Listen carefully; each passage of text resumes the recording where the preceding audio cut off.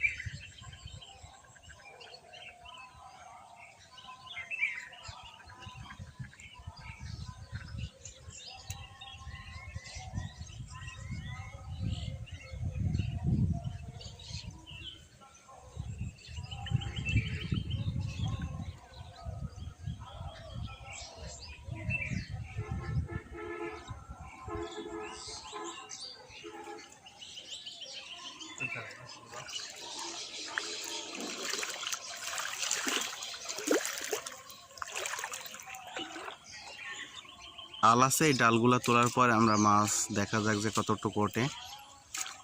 ঠিক বলা যাচ্ছে না। আমি বললাম যে মাছ লুকানোর ঘাটে প্রচুর পরিমাণে এখন জায়গা আছে, সেই জন্য আর কি এই জালগুলাতে মাছ হয় না। না হলে 1 থেকে 3 কেজি পর্যন্ত মাছ পাওয়া যায় যে কোনো টাইমেই।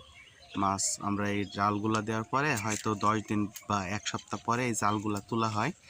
কিন্তু আমার এখানে প্রায় 20 দিন পার হয়ে যাবে যে জালটা দেওয়া আছে, কিন্তু তোলা হয় না মাছ।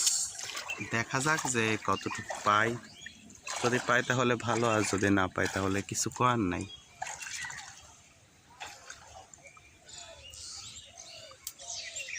এই ডালগুলা সম্পূর্ণ তোলা হলে আমি দেখাবো যে আসলে মাছ কতটুকু পাওয়া যায়। যে ভিতরে যে ডাল দেওয়া আছে, অনেক ডাল, আর ভিতরে অবস্থা খারাপ।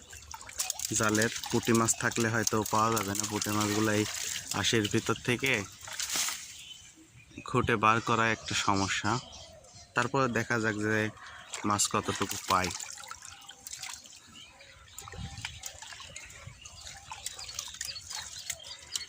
জালগুলা সাফ করতে আমাদের অনেক টাইম লাগবে, দেখি কি করা যায়, কতক্ষণ লাগে সময়।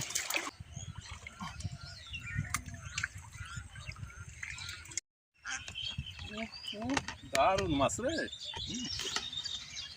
মাছ যে খাইতে এমন মজা লাগবে নি। দারুণ মাছ রে।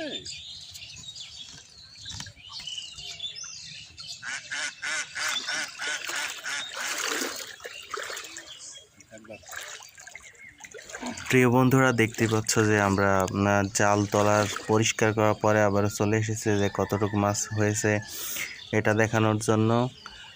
মাছ ভালোই হয়েছে, 2টা মাছ একটু বড় পাইছি। এইগুলা গরম যত আসবে আরও বেশি বেশি মাছ পাওয়া যাবে, এর থেকে অনেক বড় বড় মাছ পাওয়া যাবে। এইগুলা আসলে মাছের ভিতরেই পড়ে না, ছোট মাছ।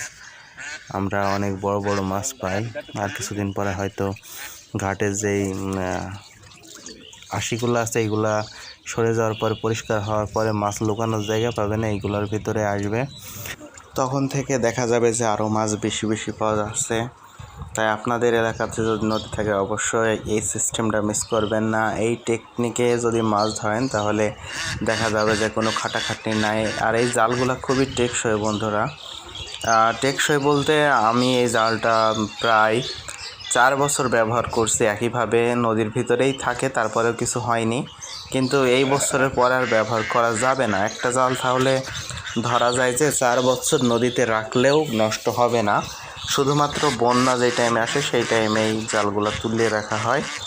তাহলে চিন্তা করুন যে কতদিন মাছ খাওয়া যাবে এক জালে। আর কি, জালের দাম কোনো ব্যাপারই না, জালের টাকা উঠে পড়ে। একবার মাছ ধরলে থেকে 2বার মাছ ধরলে এরকম মাছের টাকা দিয়ে উঠে পড়ে আর কি।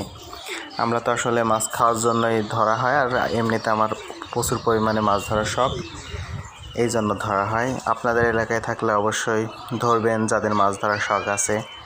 ভালো লাগবে আশা করি।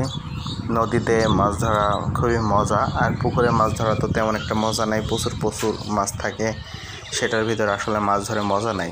নদীতে মাছ ধরাটা একটা রিয়েলিস্টিক একটা মতো লাগে, কিরকম রিয়েল মাছ ধরা, কষ্ট করে মাছ ধরতে হয় নদীতে, খুবই মাছ ধরা কষ্ট। যারা নদীতে মাছ ধরে একমাত্র তারাই বুঝতে পারবে।